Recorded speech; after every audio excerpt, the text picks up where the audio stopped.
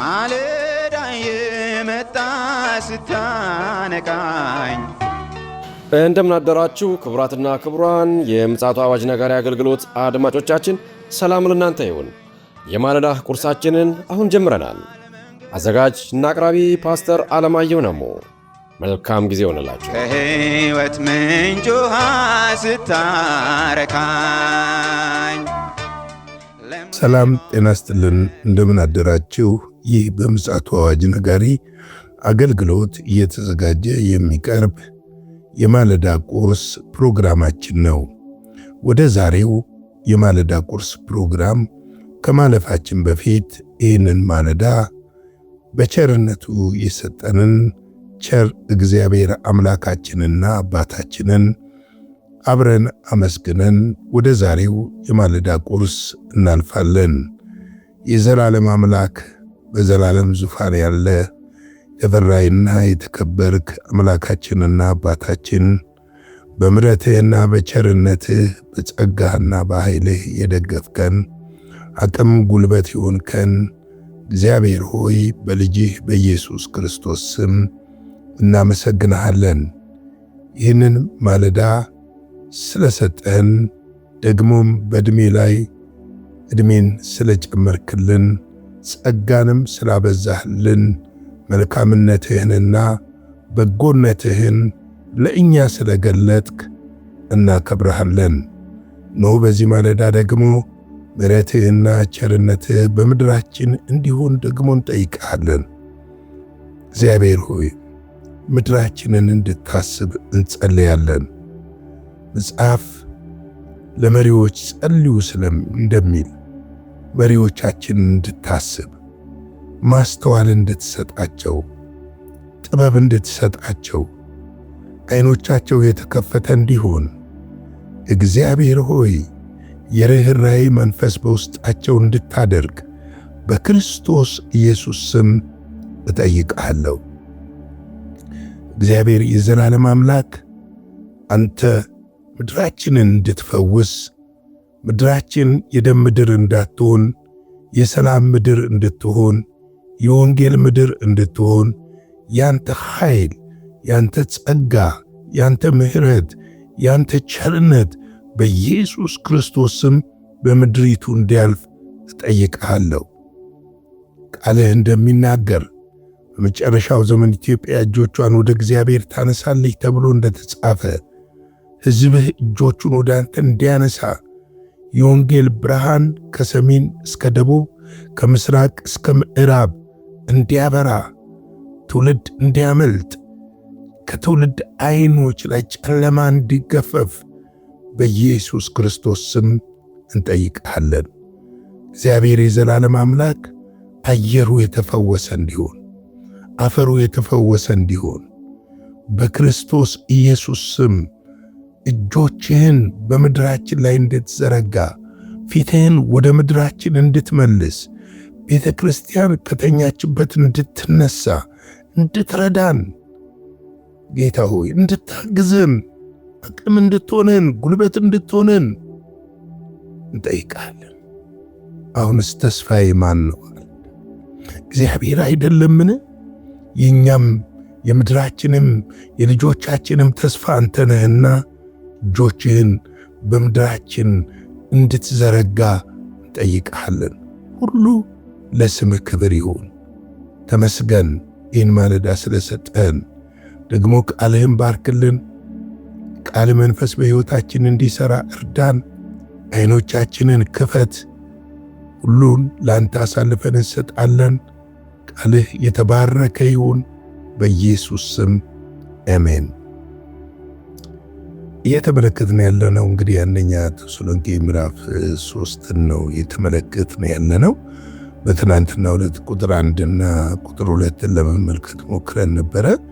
እንግዲህ ጳውሎስ ጢሞቴዎስን እንደሚልክላቸውና እሱም የሚሄድበት ተልእኮ ስለ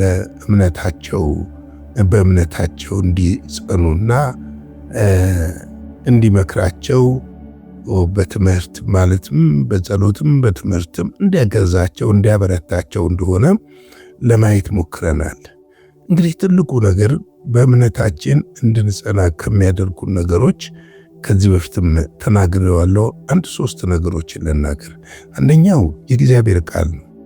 የእግዚአብሔር ቃል ሁልጊዜ በሕይወታችን እየጨመርን ስንሄድ፣ የእግዚአብሔርን ቃል እያወቅን ስንሄድ፣ ሕይወታችን ከእግዚአብሔር ቃል ጋር እየተጠበቀ ሲሄድ፣ ልምምዳችን እንደ እግዚአብሔር ቃል ሲሆን እምነታችን እያደገ ይመጣል።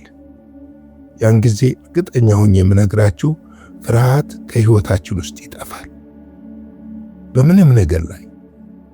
ምክንያቱም የእግዚአብሔር ቃል ኃይል ያለው ጉልበት ያለው ከሁለት አፍ ከተሳለ ሰይፍ ይልቅ የበረታ ስለሆነ ነው። መጽሐፍም ሲነግረን ቃሉን ላከ፣ ፈወሳቸው፣ ከመከራም ስጋት አዳናቸው እንደሚል ከማናቸውም የመከራ ስጋት ሊያድነን የሚችል ይህ ቃል ነው። ምክንያቱም በምድር ሳለን መከራ እንዳለ፣ ቻሌንጆች እንደሚገጥሙን፣ ስለ ወንጌል በብዙ ነገር ልንፈተን እንደምንችል መጽሐፍ ቅዱስ አበክሮ ይነግረናል። እንግዲህ እነዚህ የተሰሎንቄ ክርስቲያኖች በገዛ ወገኖቻቸው ከፍተኛ ፈተናና መከራ እየደረሰባቸው ያሉ ቅዱሳን ስለሆኑ እነዚህን ቅዱሳን ለማበርታት፣ ለማጽናት እና በእግዚአብሔር ቃል እንዲመክራቸው የእግዚአብሔር አገልጋይ የሆነውን ጢሞቴዎስን ወደ እነሱ ሲልክ እንደላከላቸው እንመለከታለን። አብረውን በክርስቶስ ወንጌል የሚሰራውን ጢሞቴዎስን ልከነዋል። እንግዲህ በዛን ዘመን አንዱ ትልቅ ከሚያስደንቀው ነገር ቅዱሳንን ለመጎብኘት የሚከፈለው ዋጋ ታላቅ ነበር። ከዛሬ 33 ዓመት በፊት እኔ ጌታን ያገኘሁበት ጊዜ 34 ዓመት ሆኖኛል። ያን ጊዜ ቅዱሳንን ለመጎብኘት አገልጋዮች የሚያደርጉት ጥረት ገርመኝ ነበረ። ምክንያቱም ሰዎች በእምነታቸው ጸንተው እንዲቆሙ ከሚያደርጋቸው ነገር አንዱ የእርስ በራሳችን መተያየትና መጎበኛኘት ነው። ምክንያቱም ወንድሞች በህብረት ሲቀመጡ እነሆ ያማረ ነው እንደሚል መጽሐፍ ቅዱሳችን በዛ በረከትና ሕይወት ታዟል እንደሚል እንደዚሁ በህብረት ስንቀመጥ፣ ስንጠያየቅ፣ የእግዚአብሔርን ቃል ሼር ስናደርግ፣ አብረን ስናመሰግን፣ ስንጸልይ የእግዚአብሔር በረከት በሕይወታችን፣ የእግዚአብሔር በረከት በልጆቻችን ላይ፣ የእግዚአብሔር በረከት በቤተ ክርስቲያን፣ የእግዚአብሔር በረከት በምድራችን መፍሰስ ይጀምራል። አሁን ብዙ እንደዛ አይደለም። ምናልባት በስልክ አንዳንድ ቤተ ክርስቲያኖች፣ አንዳንዶችም ደግሞ በአካል ሊጎበኙ ይችላሉ። ሁሉም አካትትም። አብዛኛው ግን እሑድ ከመጣህ፣ ማክሰኞ ከመጣህ ከዛ በኋላ የራስ ጉዳይ ነው፣ ፈልገህ ደግ ነው። ክርስትና እንደዛ አይደለም። ቤተ ክርስቲያን ከተሰጣት ተልኮ ወንጌልን ማሰራጨት፣ ደቀ መዝሙር ማድረግ፣ ለክርስቶስ ኢየሱስ መንግሥት ማብቃት ስለሆነ፣ ለንጥቀት ማብቃት ስለሆነ ኮንቲኒቲን ይጠይቃል። አገልግሎት ሱት ለብሰን መድረክ ላይ የምንታይበት፣ መድረክ ላይ የምንደምቅበትና በሃሌሉያና በጭብጨባ የምንታጀብበት ሳይሆን ሰዎችን የክርስቶስ እውነተኛ ደቀ መዝሙር ለማድረግ የምንጋደልበት ነው። ጳውሎስ ጢሞቴዎስን መልካሙን ገድል ተጋድያለሁ ይላል። እርሱም እንዲጋደል ይመክረዋል፣ እንደ በጎ ወታደር ሁን ይለዋል። ስለዚህ አገልግሎት እንደዛ እንደሆነ ልንረዳው፣ ልንገነዘበው ደግሞ ያስፈልጋል። ቁጥር 3 በዚህ መከራ ማንም እንዳይናወጥ ለዚህ እንደተመረጥን ራሳችሁ ታውቃላችሁ ይላል። እንግዲህ መከራ ብዙዎችን ሊያናውጥ ይችላል። እንዳይናወጡ አንዱ የጢሞቴዎስ መምጣት ምክንያት ይሄ ነው። በእምነታቸው እንዲጸኑና እንዲመክራቸው ነው የተላከው። በእግዚአብሔር ቃል እንዲያበረታቸው ነው የተላከው። ምክንያቱም ምዕራፍ 2 ላይ ስንመለከት ምናልባት ወደኋላ ሄዳችሁ ማዳመጥ ትችላላችሁ። የአይሁድ በኢየሩሳሌም ያሉ ክርስቲያኖች በገዛው በአይሁድ ወገኖቻቸው መከራ እንደደረሰባቸው ሁሉ የተሰሎንቄም ክርስቲያኖች በገዛ ወገኖቻቸው መከራ ደርሶባቸው ነበር። ስለዚህ ነው በዚህ መከራ ማንም እንዳይናወጥ ለዚህ እንደተመረጥን ራሳችሁ ታውቃላችሁና ይላል። ተመረጥነው ለእንደዚህ አይነት ነገር ነው። ቻሌንጁ እውነተኛ ወንጌል ሲሰብኩ አሁንም መከራ አለ።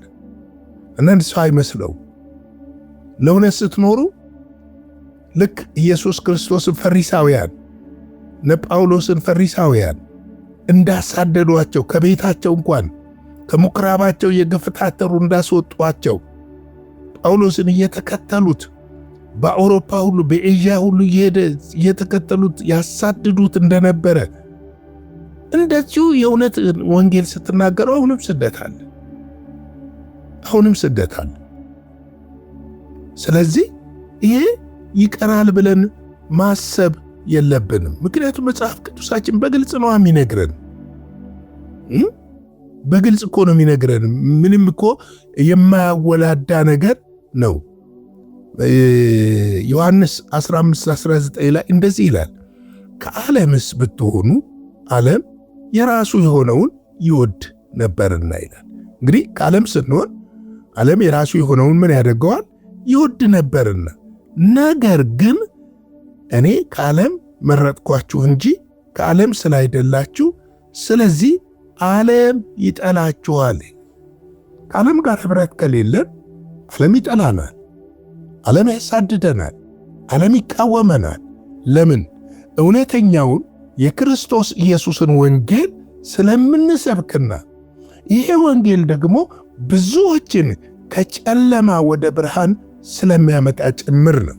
ሌላው የእግዚአብሔር እውነት መኖር ስንጀምር እንደዚሁ ሕይወታችን ብዙዎችን ስለሚነካና ስለሚማርክ ምን ይሆናል? ስደት በሕይወታችን ላይ ይመጣል። ስለዚህ ይህንን በምንም ጊዜ የትኛውም ዘመን ላይ መዘንጋት የማይገቡን ነገሮች ናቸው። መርሳት የማይገቡን ነገሮች ናቸው። ምክንያቱም በዓለም ሳለን ፈተናዎች እንዳሉ፣ ቻሌንጆች እንዳሉ፣ መከራዎች እንዳሉ ልናውቅ ያስፈልጋል። ተደርጎልናል። አዎ፣ ግን አልጋ ባልጋ አይደለም። ተናጥቀን ነው የምንወስደው። ተከናውኖልናል። አዎ፣ ተኝተን አይደለም የምንቀበለው። በጸሎት ተፋልመን ነው የምንቀበለው። ስለዚህ ብዙ ጊዜ አንዳንድ አስተምህሮቶች የሚያዘናጉና በተለይ ደግሞ ለዓለም የሚያመቻምቹ አስተምህሮቶች ከባዶች እንደሆኑ አውቃለሁ። ብዙ ጊዜ እንደዚህ አይነት አስተምህሮቶችን በምድራችን እንዳሉም ደግሞ አውቃለሁ። ዮሐንስ ወንጌል 16:33 ላይ ምን ይላል? በእኔ ሳላችሁ ሰላም እንዲሆንላችሁ ይህንን ተናግሬያችኋለሁ፣ በዓለም ሳላችሁ መከራ። ይህንን ኢየሱስ ነው የሚናገረው።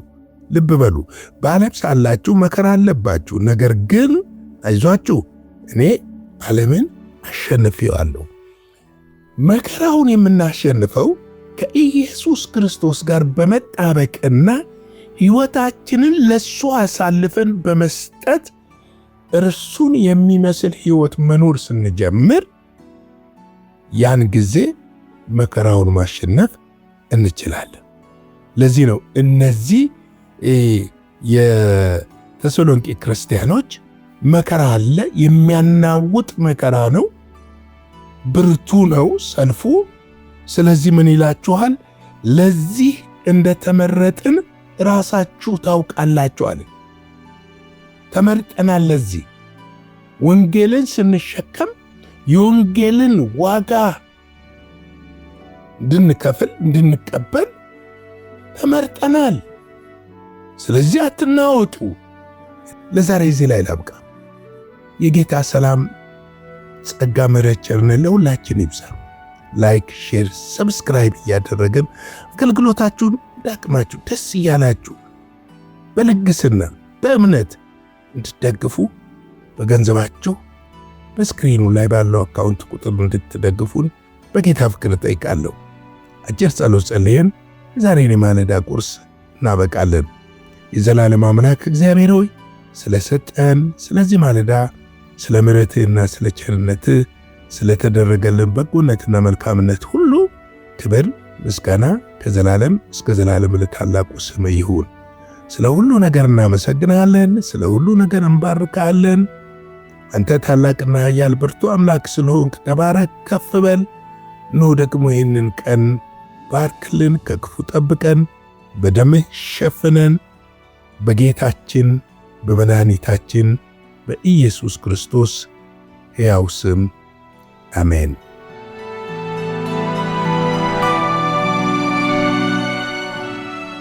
በነበረን የመልእክት ክፍለ ጊዜ እንደተባረካችሁ ተስፋ እናደርጋለን። በነገው ማለዳ በሌላ ዝግጅት እንገናኛለን። መልካም ቀን።